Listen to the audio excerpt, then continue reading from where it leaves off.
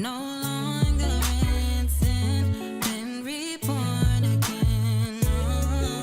And I'll never pretend I was only following the ways of the righteous king.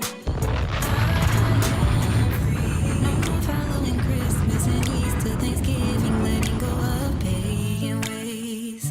Now that I have the truth, I will only rejoice in the Most High's holy day.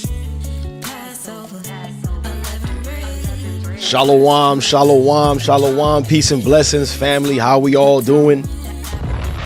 All praises be to the Most High, the great I am that I am, Ahaya Ashur Ahaya in the Hebrew, in the name of our Savior Yeshua Mashiach, who the world ignorantly calls Jesus Christ.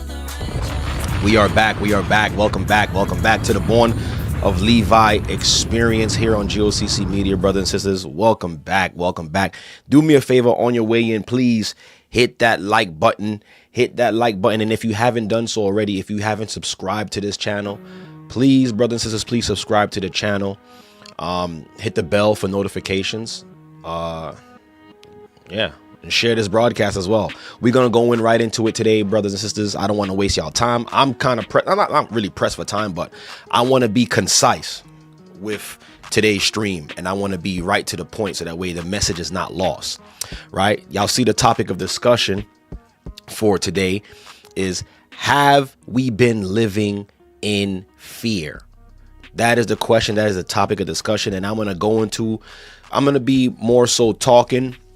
I got like one video that I want to play that I really want to dive into, but I really want to go into the scriptures to prove and to show that this fear thing that we've been living in is all by design, and it was put together by the Most High. Right? So, and before I get started real quick, am I coming in nice and clear? Put a qualm in the chat if I'm coming in nice and clear, so I can know that the audio is good and there's no issues, and we get right started. Let me know how I'm sounding, brothers and sisters. All right, I got a qualm there. Thank you, Dawada, daughter of Ahaya. Lady Zionist, shalom, yes. Israelite Mike, shalom, yes. Keita Fryer, yes. Harry Walker. La Jacqueline, shalom. All praises be to the Most High. Welcome. All my brothers and sisters, all praises be to the Most High. So we're gonna jump right into it, because I don't want to prolong it or beating a dead horse, but I want to jump right into the discussion. Right? Have we been living in fear? And the reason why this conversation came up in my mind, because I look back, from where I started and to where I'm at now, and I say to myself, man, I could have been so much further ahead than where I'm at right now. But not understanding what was against me before, not until I came to the truth, then I understood why a lot of the things that we deal with in our communities is not just psychological. The psychology of it has a lot to do with it, but more so spiritual. Right? There's a spiritual aspect to us, or to why we operate the way we operate, and other factors factor in, like psychology, like I said, your diet. Believe it or not, your diet has a lot to do with how you think.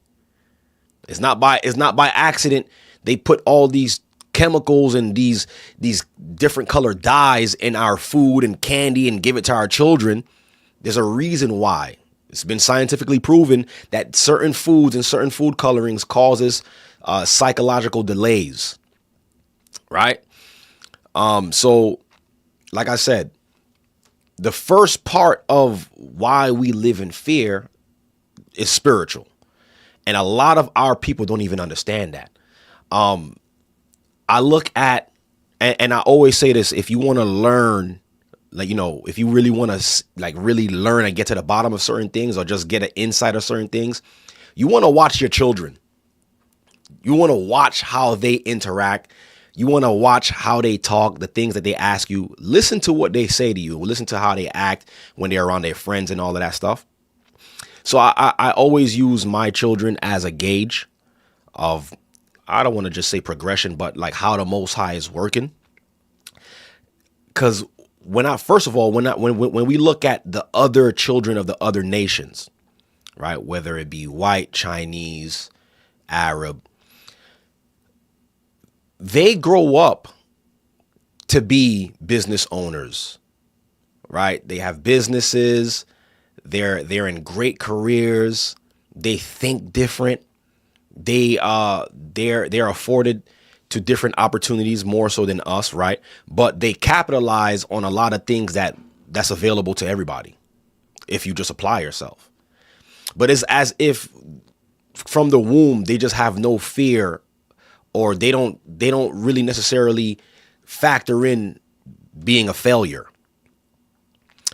Is they're raised and what's instilled in them from a young age is different from how we were brought up, right? Being cautious, and there's nothing wrong with being cautious. Definitely nothing wrong with being cautious and taking your time and mapping things out, which you should do before you go on to any endeavor or adventures or whatever the case is, right? Endeavors, I would want to say.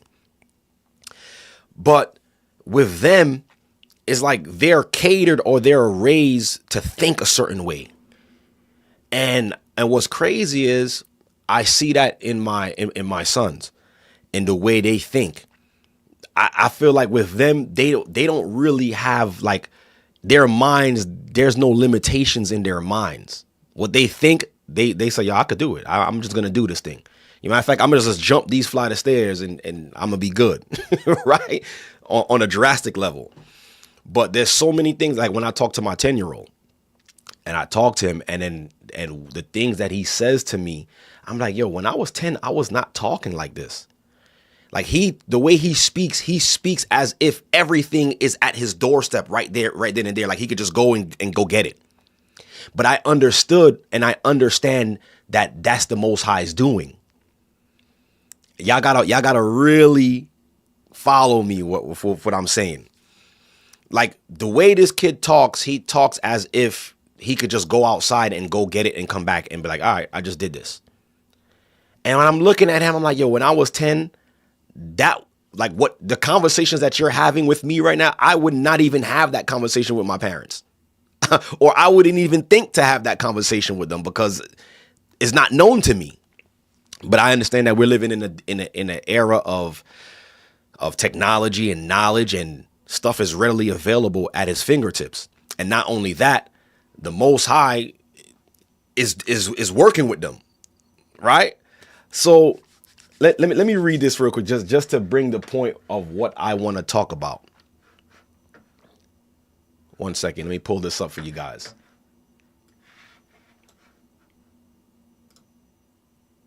Matter of fact, before I read that, I'll say this as well. Right. So like I was saying with my 10-year-old, he very adventurous, very like his imagination. And that's the thing. The Most High gave us all imaginations. And it's the working of the Holy Spirit that actually helps us bring these imaginations to life. But the Most High, like that could only happen if the Most High allows that. We're going to read that scripture. I'm going to prove that to you. I'm going to show you guys. And I realized that a lot of our people in the ghettos or in the slums, or however you want to term where we live, a lot of our people will never be able to come out of that fear of trying something new, is because the spiritual side of where they should be is not intact. And just to put it into perspective, fear was created after a certain event. So fear wasn't always there, because when you go into the definition of fear, is linked to evil. I'm going to go into the definition a little later, right? So once Adam and Eve, once they ate from that forbidden fruit, evil was introduced into the world. And with evil comes the notion of fear. the expectation of something bad happening because you've done something wrong. And you could clearly see that. Matter of fact, let me show you this. Let me go here real quick. Let me show you guys this real quick, just to prove the point. Here it goes right here. I'm in, just to show you guys, I have to show you guys this. So in Genesis 3:10, right? Let me make this. In Genesis chapter 3, verse 10, it says, well, I'm starting at verse 9. He says, and the Lord God called unto Adam and said unto him, where art thou? So before, the Most High was walking around in the garden and was able to see where Adam was. Adam was always around. But something happened in Adam that made Adam fear. So he said in verse 10, and he said, I heard thy voice in the garden, and what? I was afraid because I was naked and I hid myself. Right? And the next thing the Most High says, and he said unto him, who told thee that thou was naked? How you even know that? So we see here that through the introduction of evil, fear came into man. And it's not that the Most High never intended man to have fear. But what the enemy chose for evil, the Most High turned for good. Because why? Now he has to re-educate Adam. Instead of fearing the consequences of you doing bad things, man, no matter of fact, fear me. Fear what I'm telling you to do, so that way you don't have to fear the consequences. You see? So now fear, let me go here now. Now with fear now. And fear is such a it's such a powerful tool, because if the enemy knows what to use against you to make you afraid, they'll have you like this, like they'll have, matter of fact, by the neck. You can't move, you can't go nowhere. They'll have you because they know what scares you. And now think about it like this, brother. Says, what do you think will happen to a generation of people that has no limitations, that have actually no fear but the fear of their God alone? And for years, that's what it was. For years, that's what the enemy was able to use to keep us in subjection under them, when we were supposed to use the fear that we have to be under subjection to our God. So now in turn, they actually became our gods because we're subject unto them. We fear what they would do. But what happens to a generation of people that no longer fears the so-called powers that be, and they only fear their God? What do you think that society would look like? And I believe more so now more than ever, the Most High is raising up that generation, starting with us, and he's raising them to be fearless. Because like I said in the beginning, now I look at my son and I'm looking at him like he's talking like we're rich or something. Like my man does not know what poverty is. Like you don't understand what that means. But I understand that's the Most High, that the Most High has removed that part of limitations out of his mind when we were born with it. It's crazy when you actually analyze it. Look, let me show you guys this. I'm in Deuteronomy, right? I'm in Deuteronomy chapter 28, verse 20. Listen to this, y'all. And when you understand this, it makes a lot of sense. 1 second. So I'm in Deuteronomy 28 and 20. It says, listen to this. The Lord shall send upon thee cursing, vexation, and rebuke in all that thou settest thine hand unto to do. Meaning everything that we would try to do outside of him, will never work. It would always fail. Until thou be destroyed, and until thou perish quickly, because of the wickedness of thy doings, or your doings, whereby thou has what? Forsaken me. So now we're understanding, and we're getting to the point where we could understand why we have this type of mentality and who put that mentality in our minds. It's not that he programmed it in our brains. He made it so that way nothing would be accomplished without his doing. So in turn, internally, we already start to put the shackles on our own mind, and we limit ourselves because nothing is working. But what if he's working for your good? Would those limitations be there? And like I said, as I can see with my 10-year-old, I could see how the Most High has removed those limitations in his mind. And it's a beautiful thing to see that, because that's where we should have been. We should have been that. We should have been limitless to a certain extent. And one thing that I do with him as well too is everything that we got, everything that we have, I always put it in his remembrance. And I ask him, how do you think we got these things? And he always look up and he says, Ahaya. So praise the Most High that he knows that. He's conscious of that. Very smart and very, very witty little boy. A lot of the people in the church says that he's going to grow up to be a lawyer. Like that little boy, he's witty. Right? You talk to him, he's already looking for another way to answer you. And I know he get that from me, right? But listen. So I'm listening to him. No, matter of fact, go back to the scriptures. So with that limitation there, the Most High said that these things we would fail in everything that we set our hands to do, and we would be sitting there thinking like, yo, how come none of these things is working for me? And the whole time the Most High is looking at us like, yo, y'all not considering that y'all doing this and y'all walking away from me. And y'all walking away from me. Look at this. Look at this real quick. Look at this. Isaiah 1:5. Look what the Most High says. He says, why should you be stricken anymore?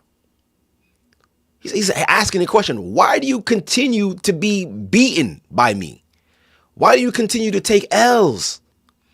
And a lot of us don't even understand that he's the reason behind why we're taking L's. We just thinking it's bad luck.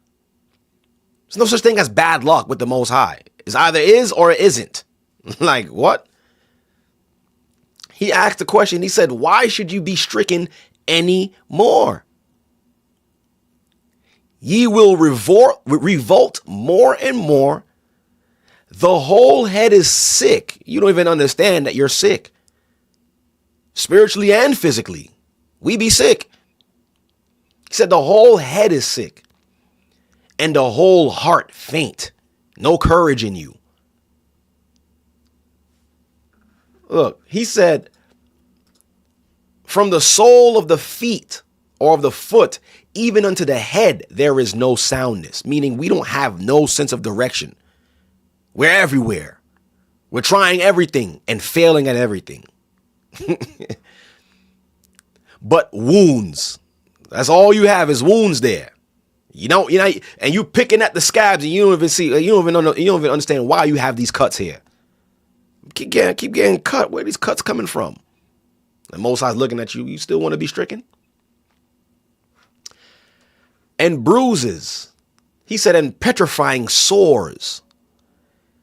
They have not been closed, neither bound up, neither mollified with ointment. So, and look, he even said this. He said, your country is desolate. And that's another thing too. Our people, we be in our neighborhoods and don't even look around and be like, yo, why do I even live here?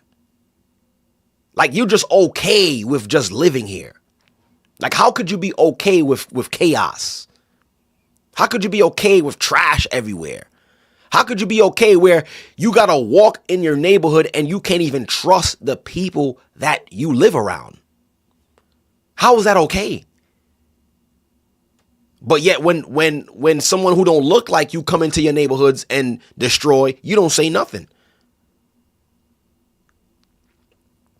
Right? Or I should say the other way around. When someone that looks like you, is destroying and killing and shooting everybody and robbing you, you don't say nothing. But when the other nations come in and do it, you don't say nothing. Oh, it's just the Arab man. He's just selling us crack. It's just a Chinese man. Yeah, we know he cooking. They've been cooking rats for years, but I love that Chinese food. I'm gonna still support that business. They doing even worse than what our people doing to us, but we don't consider. He said, your country is desolate. Your cities are burnt with fire. Your land, strangers devour it in your presence. Like, you see how the Most High is like, he's trying to put it in your face. Like, this is what's happening to you. You don't care about what's happening to you. It's right in your face. Look, he said, strangers are devouring your substances in your face. And you not mad about that? Migrants could come from anywhere in the world and get funding, but they want to tell you, yeah, we don't got nothing for y'all. But keep working these jobs though. Strangers devour it in your presence, and it is desolate and overthrown by strangers. But yet our people, we don't consider. We don't see this as a direct correlation between our relationship between our God, us and our God. We don't see that's a correlation there. There's a connection between the way how we operate with our God and how our communities are ran. And I sit there and I think about it, I'm like, yo, our people don't even see it. They don't see it because the very God that they should be seeking is fighting against them. And that's why the Most High asked that question. Why should you be stricken anymore? Aren't you tired of taking L's? Aren't you tired of taking licks? Are you tired of failed relationships? Aren't you tired of that? Aren't you tired of broken homes? Aren't you tired of a negative bank account? Are you tired of all of these things? And that's why even in that same book of Isaiah, the Most High said, "Try of me silver, buy of me gold, try me." But we look at the book and be like, "Nah, that's a white man's book. That book was written by a white man." Didn't a man write that? I had a coworker tell me that the other day. Didn't a man write that book? And just to play the game, I asked a question in return. What book isn't written by a man? What book can you find on the earth that a man didn't write? But yet we read them. We go to school and we try to get a higher education and we study from these books to get a higher education. Why can't we study the Bible to get a higher spiritual education? Why can't we do that? So, but it goes to show that as a people, we have been taught to not trust in our God and to continue to doing the same repetitive things and expect change. People don't even know that that's called insanity. When you're doing the same things every day, expecting for a different result, that's insanity. We're insane. So that's why I asked that question. Have we been living in fear? We're fearful to venture off and do other things and to take chances and to progress in life. But yet we stay in these boxes. We stay in our neighborhoods. We stay in that apartment and we're comfortable. I'm just going to stay here because I don't know what's on the other side of the bridge. But I'm going to just stay right here. No. Don't cross those tracks. We're supposed to stay on this side of the tracks. Once you cross that side of the tracks, we don't know. It's uncharted territory. We don't know what's over there. And yet I'm looking at my 10-year-old who will cross those cracks and see what's going on. Full confidence in his God, full confidence in who he is, just to see what's over there and be like, there's nothing over there for me. What's next? A 10-year-old could do it.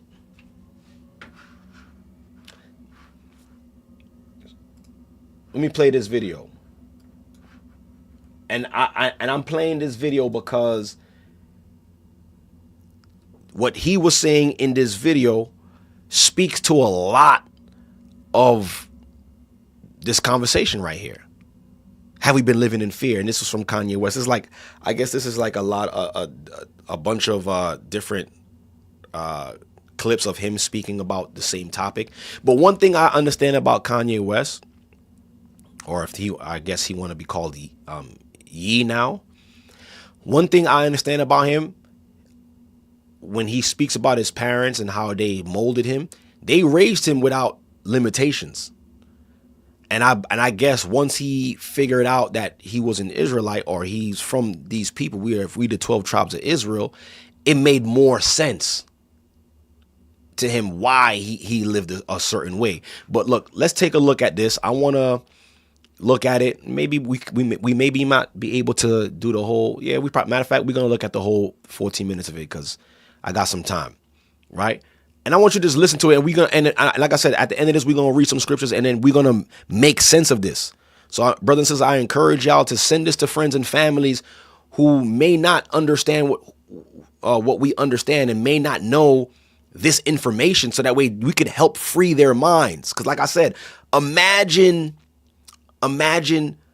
a nation of people fearless, but only subjecting their fear to the God that they serve and the God that made them. Imagine that. And when I say the fear of having the fear of their own God is the fear not to do wrong, so that way he can continue to make you win. And that's the mindset that we got to have. Let's look at this. Stop strategizing so much. Stop setting so many plays. Stop doing things only based in fear. You don't learn a lot from doing things perfect. You learn a lot from things that could be considered a mess up or a screw up. Mistake. They say from a mistake. Not an L, it's a lesson.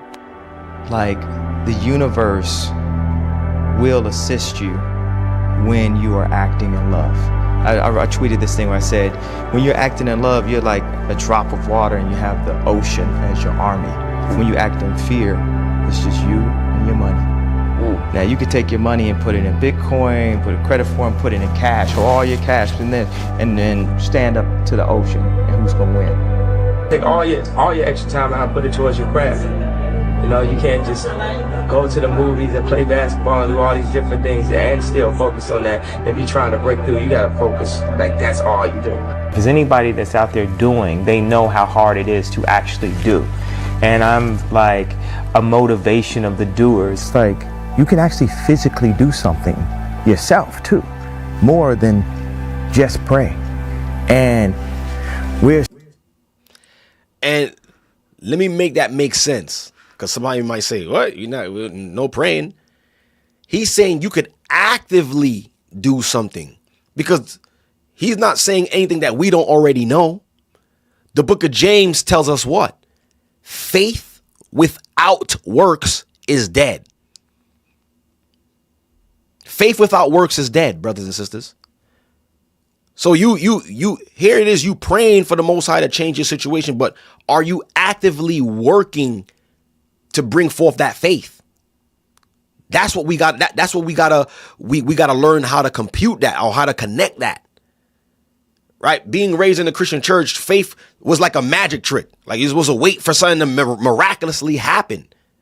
But the scriptures teach us something different. When you read Hebrews chapter 11, it teaches us that with faith or with fear, Noah went to building the ark. Not seeing what's happening, but he's like, yo, the Most High said this is coming on the earth. I'm gonna prepare. I'm gonna build this ark, and I'm gonna work towards what I believe. That's what he's saying. Don't just use prayer and then it's like, all right, Father, I'm waiting here. And you pray again, yeah, Father, I'm still here. I'm waiting. And the Most High is like, okay, I gave you the confidence to believe in me. So what are you doing? Show me that you can take the steps to do what you're asking me to do, and I'll meet you halfway.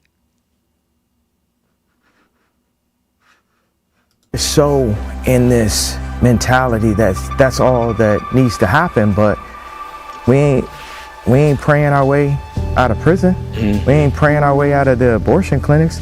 We ain't praying our way to get our land back that was always ours. Y'all heard that? He said we're not praying to get out of prison. We're not praying. Yo, I gotta play that back, because he's saying what we believe, but he's just putting it in the perspective of what we can understand that's around us. And that's what the scriptures do for us. That's what it's supposed to do. It's supposed to get us to understand what God wants us to understand, and to make it make sense to the stuff that's happening around us. But for some reason we disconnect what God is saying from our current state of living. We're not supposed to do that. But let me play that back real quick. I'm sorry. We ain't praying our way out of prison. Mm-hmm. We ain't praying our way out of the abortion clinics. We ain't praying our way to get our land back that was always ours after gentrification, after the Harlem Renaissance and Black Wall Street was burned to the ground. Them prayers ain't working. We have to apply actual physical building partnerships, and it don't start unless we could really be real with each other and say, this is what I did, this is what I did. You know what that is? Confession. This is why I went wrong. Father, this is what I know. I know I did this. Help me through this. Forgive me for this. Owning up and confessing what, like when the Most High said in Isaiah 1:5, why should you be stricken? Your whole head is sick and you don't even consider. Turn back to me and be like, yo, let's do it right. Own up to what you've done. Own up to your mistakes and be like, you know what? I'm willing to follow you now, Father. Like, show me what I need to do. Help me through it. Give me the information that I need, and let's do this. And that's the reason why a lot of you are here right now. That's a reason why a lot of y'all went to the water and been baptized for the remission of your sins, because you understood that you needed help. You can't do this thing by yourself. None of us can. So now that the Most High has given you the answer, sent you here, you got baptized. Now, what are you doing with that now? What? Are we going to continue to just sit and pray and then just wait? Or are we going to actively do something, exercising our faith, and have the Most High bless the work of our hands?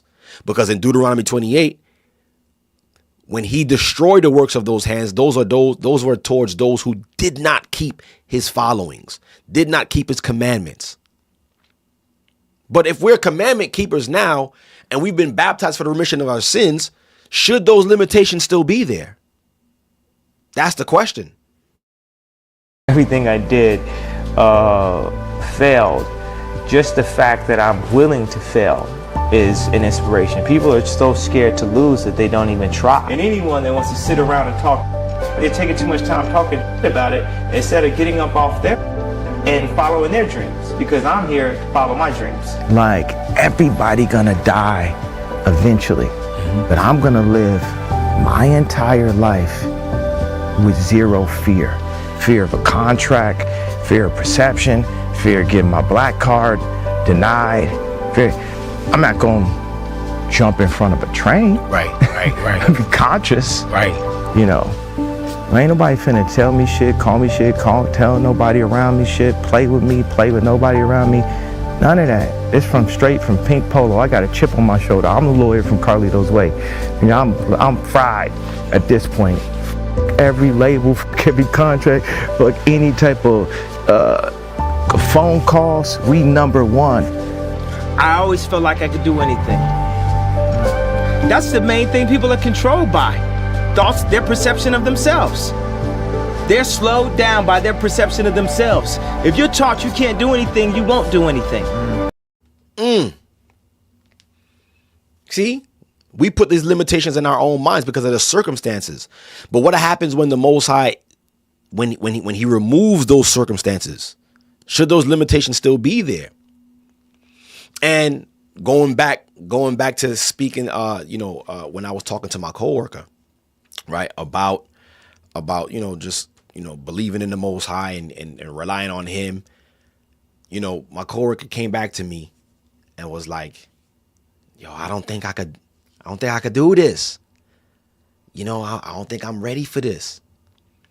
And right then and there, I realized that she already put a limitation on her own self of what she can and cannot do. And that's what a lot of people do.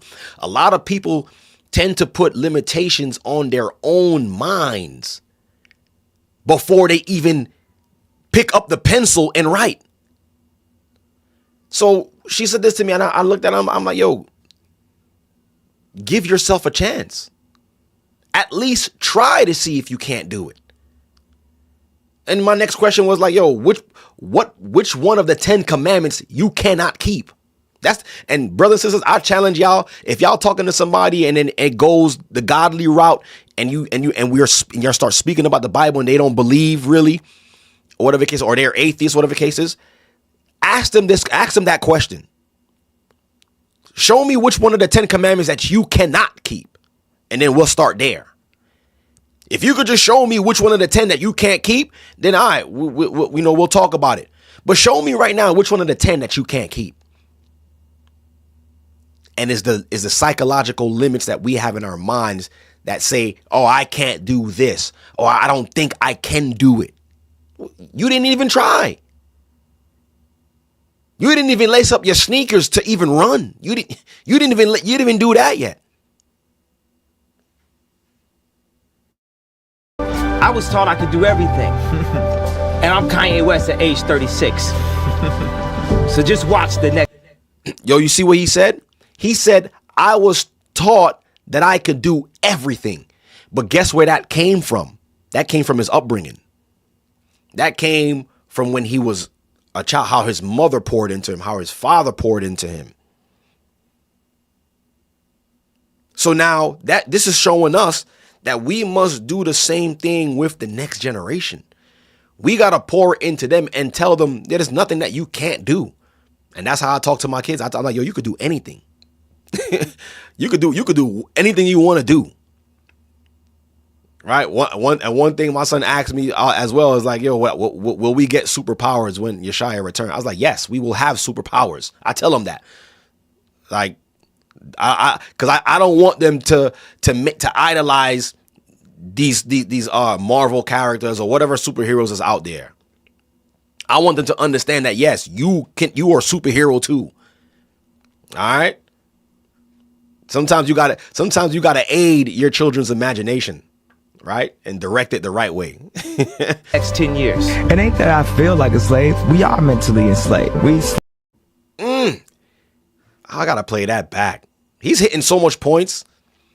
And if you can't analyze what he's saying with a spiritual eye, you're gonna miss this conversation. You're gonna miss what he's dropping here. So just watch the next 10 years. It ain't that I feel like a slave. We are mentally enslaved. We enslaved to brands. We enslaved to like a Benz symbol. We enslaved to chains. A woman is enslaved to the concept of diamonds are a girl's best friend. Like girls in London don't even wear engagement ring. That's all been programmed into us. When we born artists, we born free, and then we held down by society's perception of us. We just don't want to be embarrassed. And I took the opportunity to look as stupid as possible. I'm saying when I was in Chicago and watched The Throne, I I was gonna change my outfit to some normal leather pants and stuff. And they tailored it. One was too tight. Then the next one ripped on me. And I felt like God was like, nah, man, you can't be scared in Chicago because there's a bunch of gangsters and that's where you grew up. I want you to wear that kilt in Chicago. I want you to release that fear. I want you to show as an artist that you could create to the highest level. Go listen to all my... Well, I don't know about the whole kilt thing. I don't know about that, but I like how he spent that. Music is the codes of self-esteem. It's the codes of who you are. If you're a Kanye West fan, you're not a fan of me, you're a fan of yourself. You will believe in yourself. I'm just the espresso. I'm just a shot in the morning to get you going, to make you believe that you could overcome that situation that you're dealing with all the time. I express to people also. People think a lot of my motivation is very like megalomaniac and self-oriented. To the contrary, completely. I just want to help. From day one, I just wanted to help. Like my father was a Black Panther. My father was a journalist. Like 7 years ago, he lived in a homeless shelter. Not because he was homeless, because he wanted to help the ex-drug addicts. He wanted to get that close. He started a foundation called Good Water and moved to the Dominican Republic to help with the prostitution, to help with the extortion, to help right there. He stays in the Dominican Republic right now. My mom was the first Black female chair of the English department. There is no award show, there's no amount of billboards, there's nothing that can define me or make me pass what my parents made me. And that's exactly who I am.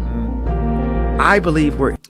And now we see, we should be able to understand this a little bit better now when the scripture says, or when we read in the 10 Commandments, to honor thy mother and thy father, for thy days shall be long upon the land which the Most High thy power giveth thee.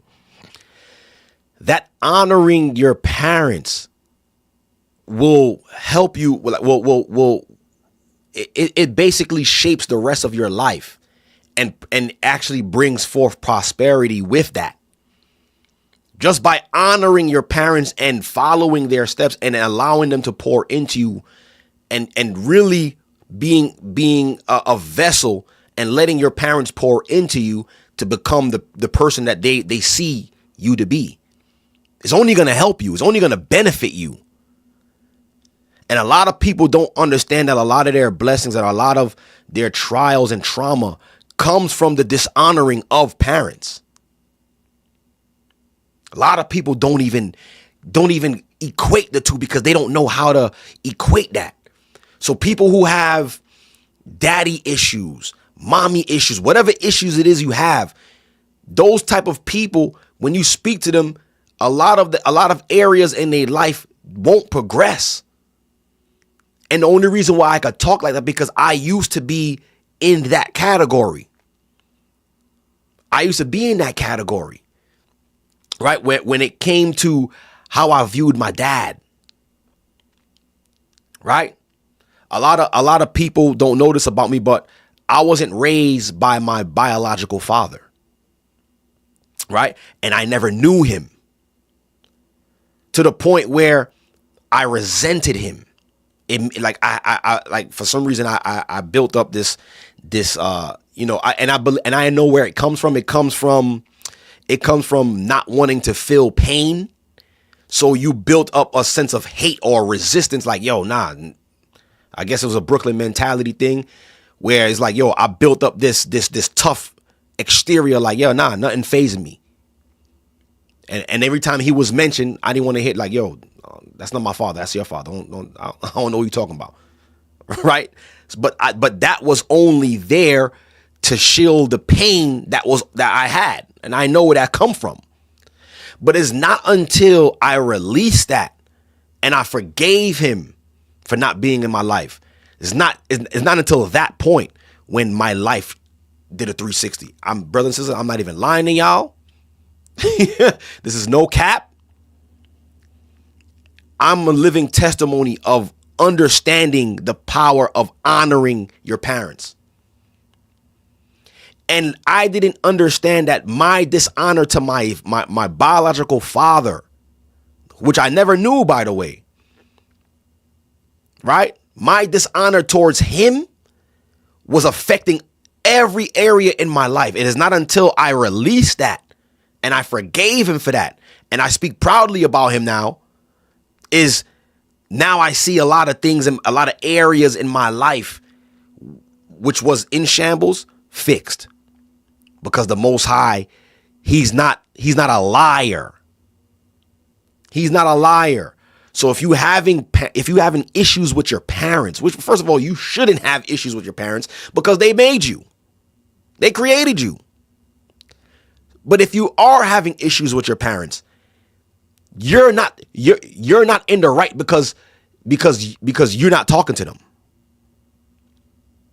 Or even if they did do something wrong, you're not in the right to hold a grudge against them because you didn't create yourself. You didn't create yourself. Someone created you. So you must even honor them just for creating you, because without them here, you wouldn't exist. So I don't even understand how people, I'll be seeing kids online fighting and cursing out their parents. It is and can you imagine how the Most High views that? Because if you can't honor your parents who's above you, how are you going to respect and honor the God that you don't even see? That's the deeper part, because everything is supposed to be we were created for him, for his purpose. That's the only that's what it was. We were created for him. Everything around us is supposed to exist around him. Now you remove him, now there's no respect or fear for anything that you do. So that's what. So what he said, I really respect what he said, because, like I said, I'm a testimony of that. And brothers and sisters, you have to repair any issues that you may have with your parents.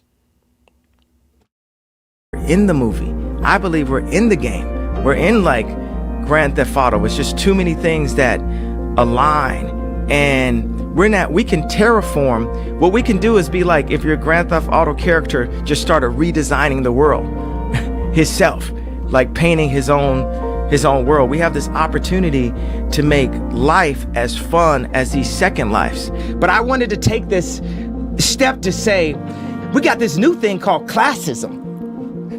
It's racism's cousin. This is what we do to hold people back. This is what we do. And we got this other thing that's also been working for a long time, where you don't have to be racist anymore. It's called self-hate. It works on itself. It's like real estate of racism. I like what he said there.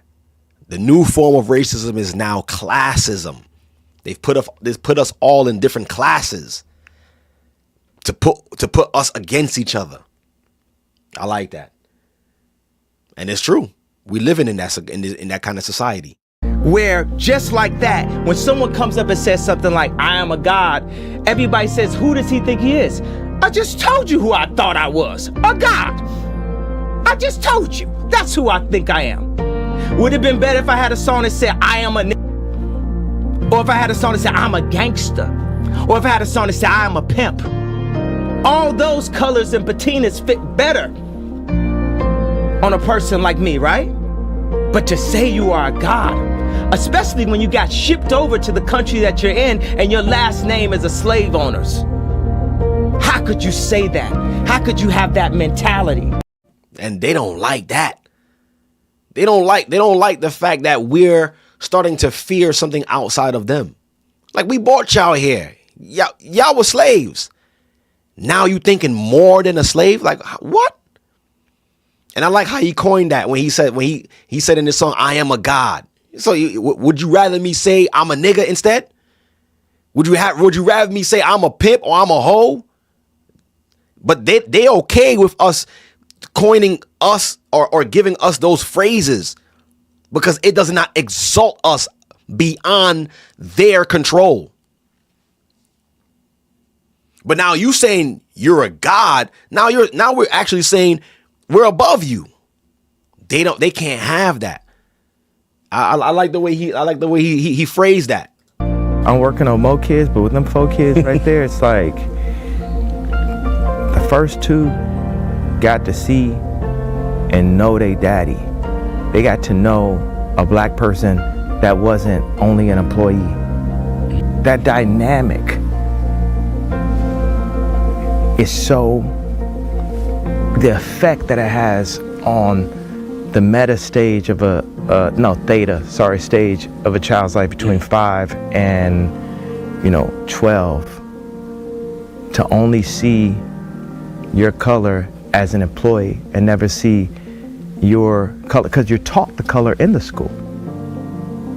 They wouldn't even be knowing it was about a color unless that was taught to you. So I will say color because it's taught. This is red, is this, everybody. The effect that it has to not see a person of your color be able to make a final decision will make you feel that you're never able to make a final decision. Our family. Y'all heard that? Y'all heard that? So he said the effect that it has on us when we don't see ourselves as a boss, basically, as the person who makes the final decision, affects how that person views life. And this is how the Most High designed it like that, to perpetually keep us, if we're disobedient, to keep us in that slave mentality, in that fearful mentality, in that beat down mentality. But now what happens when the Most High starts to reverse that? Now we're becoming bosses, we're becoming CEOs, we're becoming these things, and our children see these things. What is that? How is that shaping the minds of the next generation? So this is what we got to understand is deeper than what we think it is. For those of you who don't know what this is, when you go into your neighborhoods and you don't understand why it's ran that way, it's like that because God did that. God orchestrated that. And if you have a problem, you got to take it up with God. He did that. But yet we don't think to question him, like, why am I living like this? Why is this way? And I guarantee you, if you ask him, he's going to show you. He's going to reveal it to you. Now it's up to you. Do you want to remain in this situation, or you're going to do something to get yourself out of it? That's the question. Family is just the key to the world, period. From our immediate family to our friends and family, our co-workers and family, our city and family, our state and family, our country and family, our world. That if we, just like everywhere you go, people say hola, hello, right. Ni hao ma. Right. It's our culture to say hi.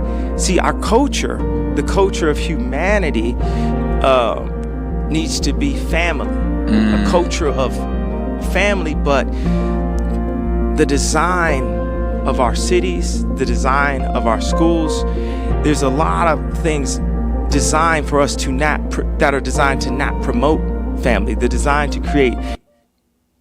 He's hitting so much points. It's just crazy how much points he's hitting. And he's not saying something that we don't already understand. Right now, America is not promoting family. Well, the last administration, they were hell bent. I mean, front row roller coaster seat straight to hell with not promoting family. Promoting alternative lifestyle over family, because without the family structure as the nucleus of a nation, you don't have a nation.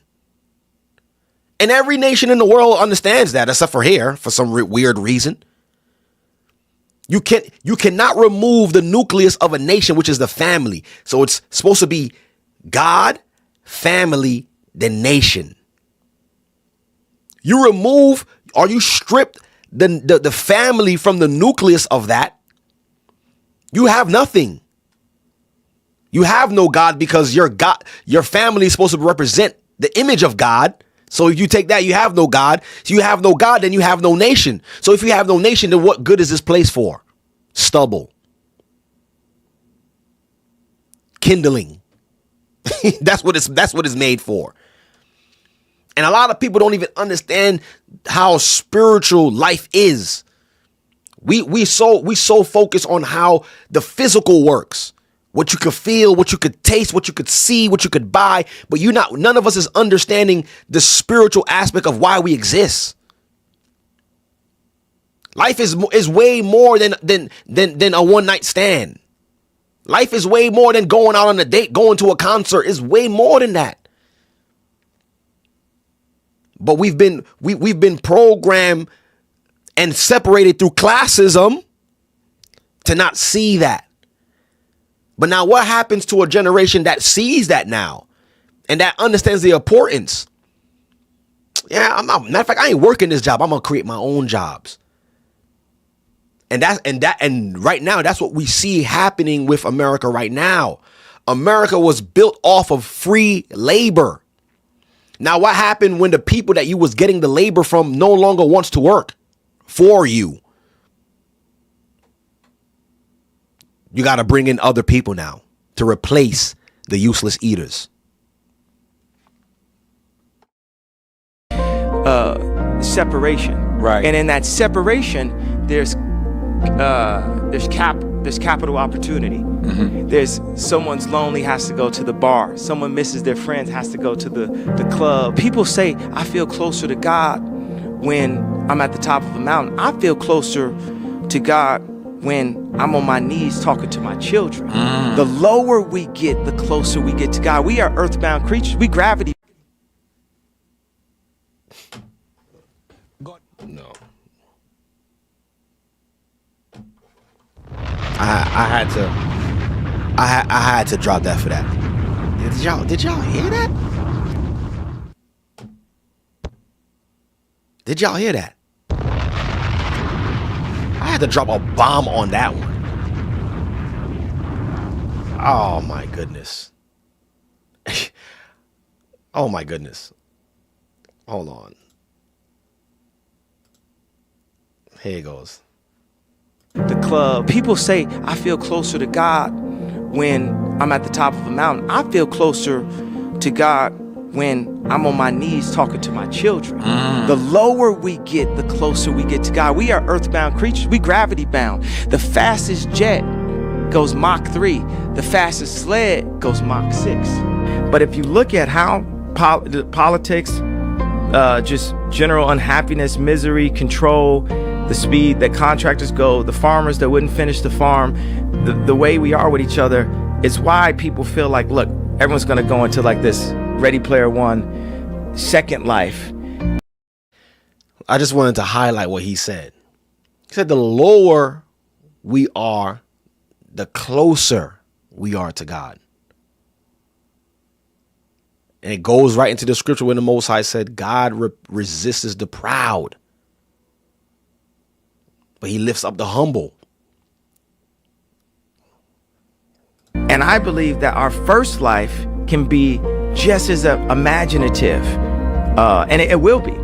So that's and I have a bunch of friends that work in the gaming industry, and I have friends that work in the content industry, and I'm saying I'm anchoring on real life to make real life as awesome as games, to make real life as awesome as movies. We in World War III.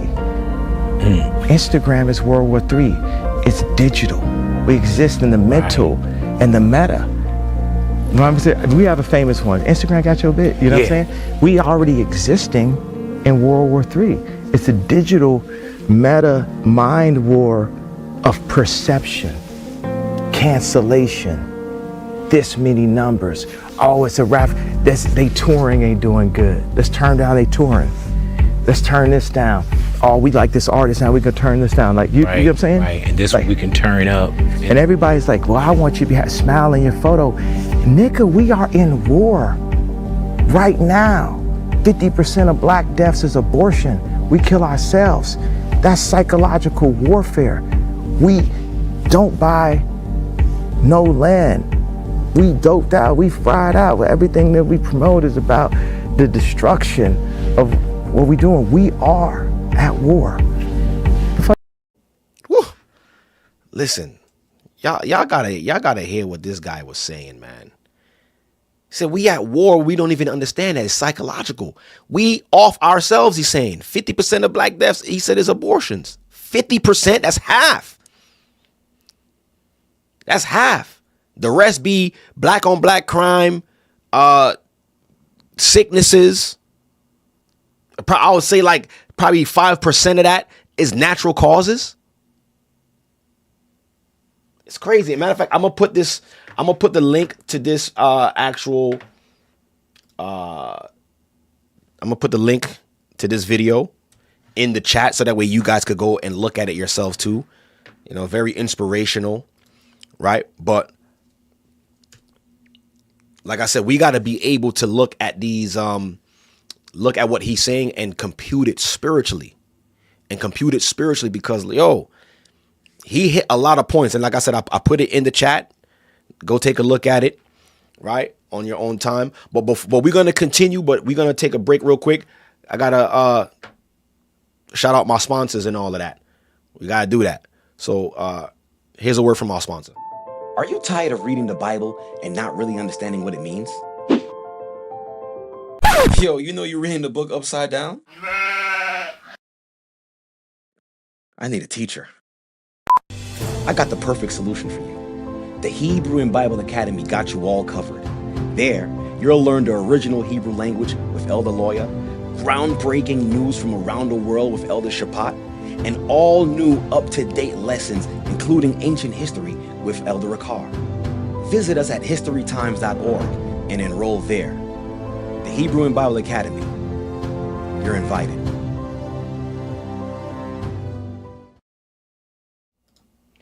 Yes. The Hebrew and Bible Academy, brothers and sisters, you want to make sure that you enroll. You are invited. Here is our church's main page, gathering of Christ.org. So you want to visit our main church page. It's a very useful tool right here. A lot of information. And if you want, you could scroll down or scroll to where it says the Academy. It will bring you right to the website where you can enroll for the Hebrew and Bible Academy at historytimes.org. Right. We're getting ready for another installment of it.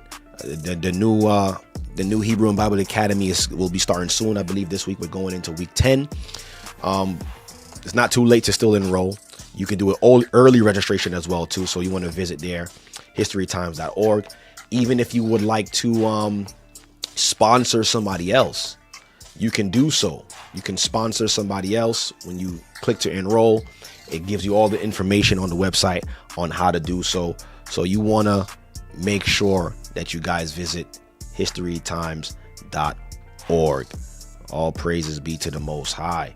Another thing that I want to put out to before we continue with the broadcast and this conversation, you know, my thoughts and prayers go out to the family or the families in Southern California right now. I know I was there last year. I went to go visit the family out there.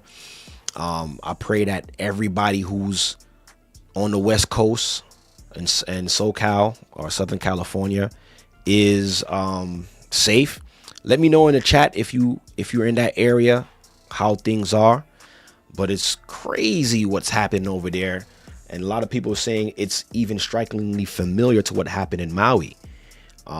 Take a look at this real quick, fair use, for educational purposes only. This morning, the firestorm officials had feared becoming a reality, with a third out-of-control wildfire exploding overnight in the Los Angeles area. At the end of the day, I mean, who's ready for something like this? Overnight, flames reaching the iconic Malibu neighborhood and its beachfront homes. In the coastal neighborhood Pacific Palisades, multiple homes completely engulfed in flames, with desperate residents rushing to get out.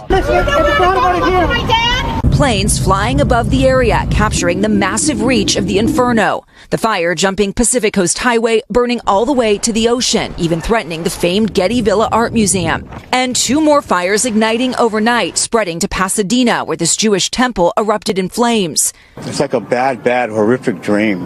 In Altadena, dramatic video showing elderly patients being evacuated from a senior center. The Palisades fire igniting mid-morning Tuesday with the area's hilly, winding roads quickly clogging with cars. The homeowners are saying they're unable to access any exit routes. There's fire on both sides of the roads. We are in bumper-to-bumper traffic right now as hundreds of people try to get out. You can see flames here on both sides of the road with very little visibility. Many abandoning their vehicles to flee on foot. Policemen started telling everybody, get out of your car, leave your car if you want to live. That joint looked crazy. Really looked like some end time stuff going on over there. A bulldozer brought in to clear a path, pushing dozens of cars out of the way. Smoke from the growing fire darkening the skies. This man breaking down, desperate to reach his dogs. I've been trying to get to my house for 5 hours. Later reunited, his house thankfully saved. He was crying for his dogs. Overnight, a high school up in flames. The fire hitting some of California's most famed areas, home to iconic houses and sites, and many celebrities. Chris Pratt posting overnight, please send prayers and strength to those affected. James Woods posting this video of the fires approaching his home. Beloved actor Steve Guttenberg among those stepping up to help his neighbors. When things like this occur, you really realize how vulnerable you are and how important community is. Scenes of unbelievable devastation and loss as the relentless winds fueling these fires show no signs of letting up. It's crazy, brothers and sisters. They were saying that the winds were like 100 miles an hour, I think, at one point. That's what they were saying. They were saying the winds were gusting to about 100 miles an hour. So if you have winds going that fast or blowing that hard, like the embers from from the flames that's there is gonna just take the embers and deposit it somewhere else, and due to the dry conditions over there, you already know, it's, recipe for disaster. But our thoughts and prayers for our brothers and sisters out there. So once again, if anybody who's out there from Southern California, part of the church over there, let me know how y'all are doing. Let me know if y'all are good, if it reached any areas where you guys live. I really pray. But it looks like it's like the more uppity areas, the Palisades. A lot of rich people live there, a lot of actors. And what's crazy, I seen a report too that I think prior to this, the mayor of California lowered the fire insurance rate or premiums. Interesting. So I don't know, but once again, our hearts and prayers and our thoughts and prayers goes out to everybody affected in that, which is crazy. But nonetheless, we are here. We understand, according to scriptures, a lot of these things will be happening more frequently as we get closer to the end. Right. But that's they said over 30,000 acres were burnt. That's a lot of land, brothers. That's not no small little strip. It's a lot of land right there. But, we just gotta, keep expecting these things to take place on the earth. But if we stay on the right side of things, we will be guided. We will be guided when the whole world isn't. All right, so now let's get back to the conversation at hand. Have we been living in fear? Let me read this script. I got 2 more scriptures for y'all, and then I'm gonna be out y'all way. But this is a very enlightening, very powerful conversation that we need to talk about. Fear. And the thing is, the Most High said, you know what? If you're not gonna fear me, I'm going to put you in situations where I'm going to show you what fear is. The fear of not being guaranteed a future. Don't know where your next meal is going to come from. The fear of not being able to pay bills. The fear of not being able to have a home, somewhere to live. The fear of just being used and abused and taken advantage of. And then at the end of the day, consider, was it best to be over there or is it best to be with me? Right? So now, let me go here real quick. And like I said, I posted the video that we were watching earlier in the chat. Let me post it again just in case. I see a lot of messages in the chat going off. So let me post it again so that way you guys may have it. Very inspirational. And like I said, we gotta view what he was saying with a spiritual eye. Right? Being able to understand what he's saying because the Most High said it already. Right? The Most High said it already. But look, let me go here. I'm gonna go to the book of Sirach. Let me read a couple of scriptures here.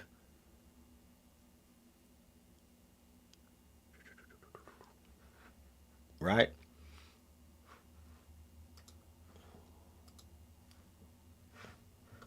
Let me put it on the screen. So we in Sirach chapter 1. Right? I want you to see this as well. I'm gonna start at verse 11. And like I was saying in the beginning, fear was introduced because of evil. Evil came into earth. So fear was introduced because of evil. Now that fear is on the earth, the Most High had to make it a way where we had to learn fear, but fear of what? Him. Not the fear of the consequences that would come from not following him. Right? So look at this. Look at all of look at the positive direction that fear, if used or directed the right way, what it would bring.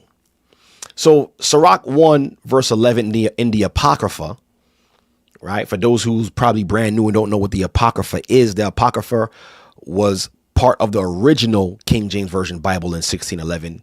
And for some reason, the Catholic Church thought it best to not include this as part of the record when it's part of the record, right?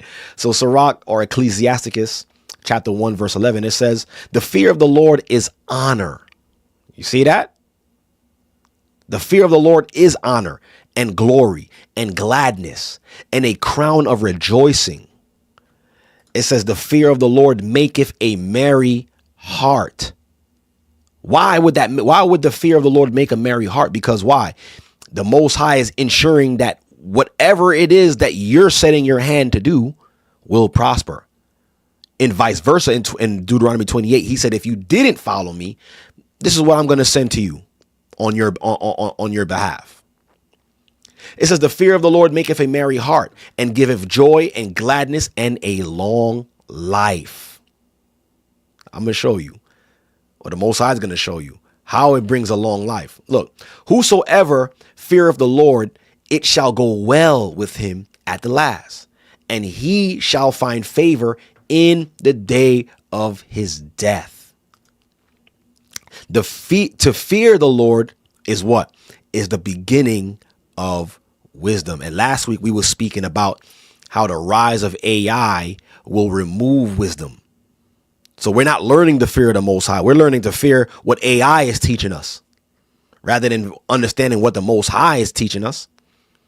But it says the fear of the Lord is the beginning of wisdom, and it was created with the faithful in the womb.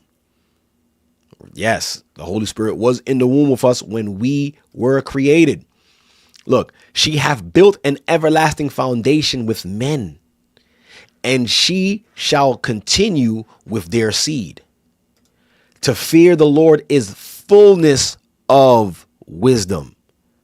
So now, when you have that fear for the Most High and you want to do what's right, the Most High in turn gives you wisdom, which is the Holy Spirit.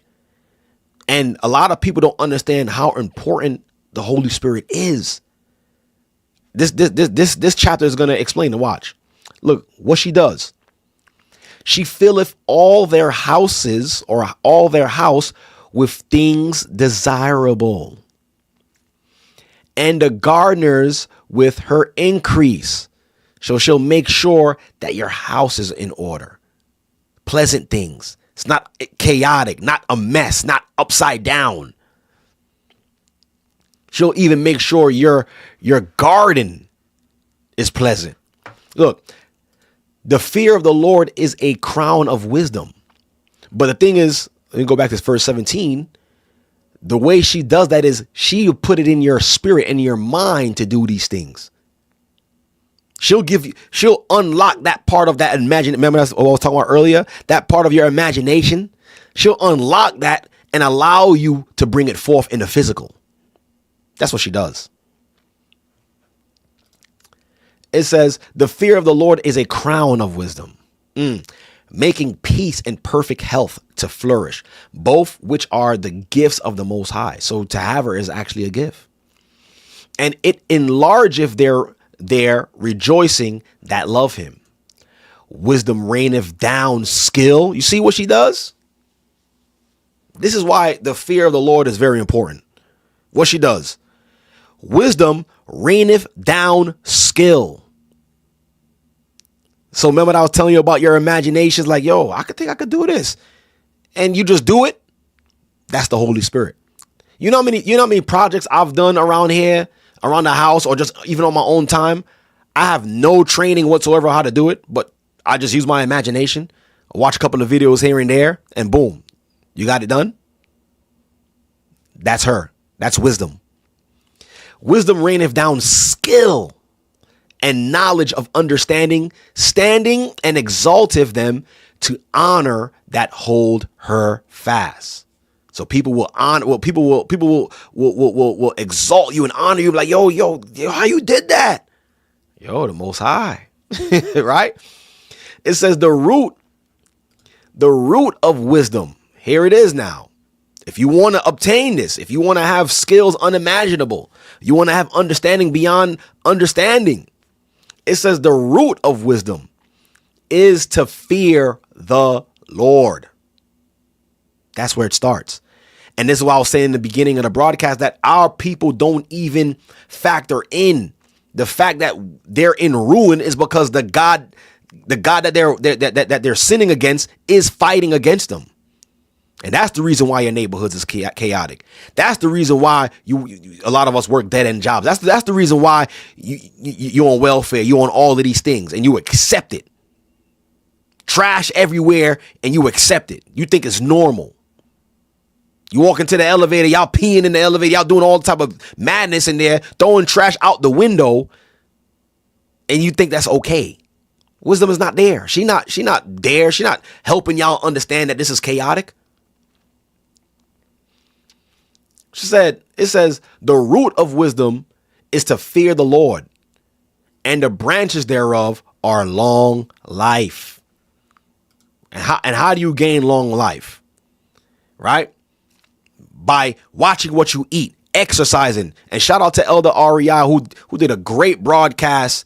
You know, it was quick, but he did a great broadcast on Tuesday, which they tried to take down. Right? But praise the Most High, he dropped it on that. Like basically breaking down like, yo, we got to get up and start doing these things. You want to live long? You want your life to be prolonged? You got to hit the gym. You got to go and run. You got to do these things. And only the Holy Spirit could teach that. And we fully tapped in. The fear of the Lord driveth away what? Sin. That's what the fear of the Lord does. It drives away sin. And that's what the fear is supposed to do. It's supposed to help you not to live in sin. And in turn, because you're not living in sin, the Most High does what? Bless the works of your hands. That's how it works. And that's why I said I challenge anybody who's speaking to somebody who say they don't believe in God. Just ask them, which one of the 10 commandments you cannot keep? Tell me. The fear of the Lord driveth away sin, and where it is present, it turneth away wrath. A furious man cannot be justified, for the sway of his fury shall be his destruction, because you have no wisdom to tell you to chill, relax. You about to pull out a gun because someone stepped on your shoe? Relax. A patient man will tear for a time. See? And afterward, joy shall spring up unto him. So a patient man will go through the struggles that come with life. It tells you it later on in the book of Sirach that everybody who's born from Adam, we have to go through toil. It's part of the life. If you were born of Adam, you must go through the struggles that come and the toils that come with life. But it says here, a patient man will tear for a time, but afterward, joy shall spring up unto him. So we gotta go through a lot of the toil to get to the joy. A lot of us is going through the toil right now. But understand that it's only for a moment. It's temporal. And sometimes I got to tell myself that as well, too. You can't allow your current situation to cause you to bring on stress on your life, because you know what stress does? Stress is a killer. Stress leads to gaining weight, being overweight, being out of shape, heart conditions. There's a lot. Just go through the toil until the Most High brings you out of it. It says, he will hide his words for a time, and the lips of many shall declare his wisdom. So sometimes you're not even gonna have to talk. People gonna know that wisdom come from you. People are gonna refer people to talk to you because they know you wise. Right? There's something else I wanted to jump down to. All right, let me keep reading. It says, the parable of knowledge are in the treasures of wisdom. But godliness is an abomination to a sinner. So a sinner will look at you and be like, yo, why are you living like that? Because they can't understand anything outside of the flesh. That's why they will consider your lifestyle abominable. But we find joy in parables and wisdom and trying to understand and trying to be better people. We find joy in that. If thou desire wisdom, what? Keep the commandments. Crystal clear.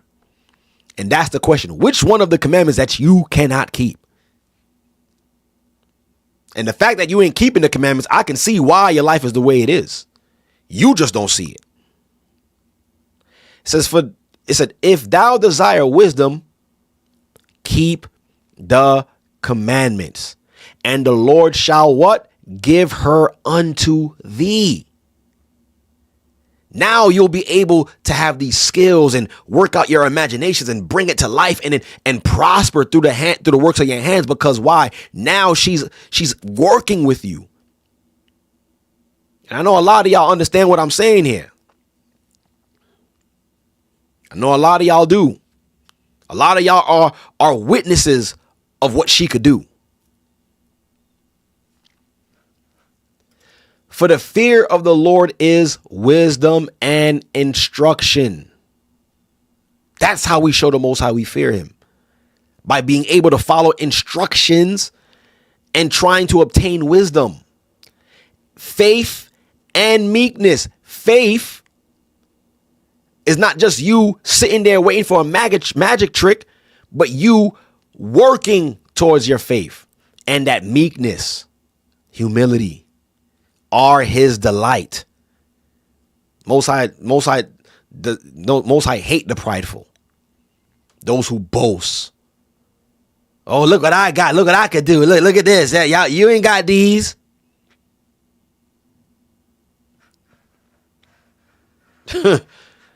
Distrust not the fear of the Lord. I'm right here. Distrust not the fear of the Lord when thou art poor, and come not unto him with a double heart. Basically saying you going to the Most High and like, yo, why are you doing this to me? Why I gotta go through it? Why me? Why this? Don't distrust what he's doing in your life. Be not a hypocrite in the sight of men, and take good heed what thou speakest. Don't be double-minded. Don't be a hypocrite. Walk with some type of integrity. And that's what the Most High is looking for in people that he's looking to use. Integrity. A lot of people don't even know what integrity is. Doing the right things when no one is even looking. Just because everybody else is doing it don't mean you should fall in line and do it too. Because you have a level of integrity. Look. And he finished it off by saying this. Exalt not thyself, lest thou fall. Pride. And bring dishonor upon thy soul. And so God discovered thy secrets and cast thee down in the midst of the congregation, because thou camest not in truth to fear the Lord, but thine heart is full of deceit. Right? Crystal clear right there. That's how we operate in fear. The right way. Because we've been living in fear the wrong way. And that fear that we've been living in was him working against us the whole time.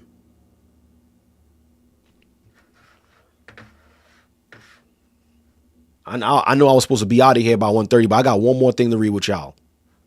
And continue to hit that like button, brothers and sisters. I appreciate y'all. Drive the traffic. You know, these algorithms is crazy. They got a mind of their own. That's one thing about algorithms. It can't go against what it was programmed to do. So above a certain amount of likes, it starts referring this video to other people. So now let's go to last thing I'm going to read. Then I'm out your way. I have to read this. I must read this. It's a must. Jeremiah 32 and 36. And it says here, and now, therefore, thus saith the Lord, the God of Israel, concerning this city, whereof ye say, it shall be delivered into the hands of the king of the Babylon by the sword and by famine and by pestilence. Behold, I will gather them out of all countries, whither I have driven them in my anger and in my fury and in great wrath, and I will bring them again into this place, and I will cause them to dwell safely. And they shall be my people, and I will be their God. But look at this. I want y'all to really understand this right here. Verse 39. And I will give them one heart and one way, that they what? May fear me forever. So a lot of people in our neighborhoods don't even understand what's contributing to them going astray. You're into all of this mysticism. You following every religion under the sun. You following all of these different walks of life with no results. This is why the Most High said he's got to give us what? One way. That they may fear me forever. That's where we got to get. For the good of them and what? And of their children after them. So once we submit and come back to the Most High, he ensures that our children are taken care of. They will be born without the limitations that we were born with. And I'm seeing it firsthand. And I will make an everlasting covenant with them, and I will not turn away from them to do them good. But I will put my what? My fear in their hearts, that they shall not depart from me. It's written right here in the scriptures. It's right here. Let me read that again. And I will make an everlasting covenant with them, that I will not turn away from them to do them good, but I will put my fear in their hearts, that they shall not depart from me. That's beautiful right there. I gotta clap it up for the Most High. That was, it don't get any more beautiful than that. He said, yea, I will rejoice over them to do them good.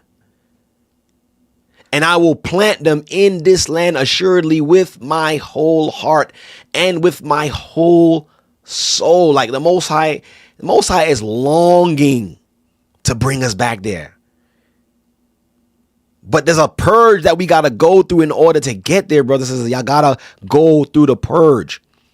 And I see a lot of people get weary through this walk and revert back to their vomit as if that temporary satisfaction was worth it. Was it worth it? For thus saith the Lord, like as I have brought all this evil upon this people, so will I bring upon them all the good that I have promised. And y'all gotta believe these words. Y'all gotta believe that the Most High is going to fulfill these words. It wouldn't be written here. Y'all have to understand that, brothers and sisters. And with that being said, brothers and sisters, that's my time. And I really hope and pray that we're making steps as a people. We're taking steps. We're taking leaps to be better, to do better. Allow the Most High to use you. And he could only do that with those he fear.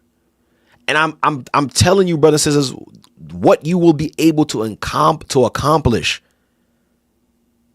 with fearing the Most High, you not even gonna believe that we was able to do that. There's some of the things that I look back that I've done. I'm like, yo, I can't believe I did this. We got to get to the point where it's like second nature. Like, yeah, I did that. Yep. Yeah, the Most High the Most High opened up my understanding. I was able to do this. Yeah. I'll be shocking myself sometimes with some of the things that I could do. I didn't even know I could do. But that's the Most High sending the Holy Spirit, and she gives you the skills. She'll come back and be like, yo, remember the time you was thinking about doing this? I think you should try to do it. Now, you know what? I'm gonna do it. I'm gonna try it. And it works. So, brothers and sisters, have we been living in fear? Yes, we have been living in fear. But have we been living in the right form of fear? And the answer is no. Until you come back to the God who have put you in this situation, you will always live in fear of what the hands of the oppressor are going to do. But who's willing to give up this life and live and walk in the fear of the Most High? I'm telling you, it'd be way better. You will be way better off with following the God of Abraham, Isaac, and Jacob than following the God of this world. I'll tell you that much. I'll tell you that much. But I definitely appreciate you, brothers and sisters, for coming on and tuning in and being able to sit through this and getting this understanding, getting some wisdom. I hope you guys learned a lot, because I learned a lot as well myself, man. And let's continue to push. Let's continue to try to stay in the fear of the Lord. Stay with the Most High. Don't worry about this world. Don't worry about what they doing. Don't worry about what your friends are doing, where they going. Don't worry about none of that. Don't involve yourself with that. Understand the God who called you or is calling you. Don't resist him. And you know what? Sometimes the Most High be trying to fix us, but we be running away from him fixing us. It's like what Kanye was saying. We are closer to we should be the closest to the Most High when we're lower. So the Most High have to strip us of what this world has put into us, right? To bring us back up again. Taking us from a low estate to bring us up. And a lot of us, we needed to go through that. Because if we didn't go through that, who knows what kind of people we would have became if the Most High just gave us everything. Some of us had to go through this process to learn and to understand who's behind it. Then the Most High be like, all right, this sister understands. This brother, he understands. Now let me move him to the next level, so that way I could continue to prove him. Because y'all gotta understand, he not just gonna give the kingdom to just any old body. It don't work like that. You gotta be tried. You gotta be proven. You gotta be tested to see if you deserve this kingdom. Because that's what he did before. He just gave Adam everything without proving him first.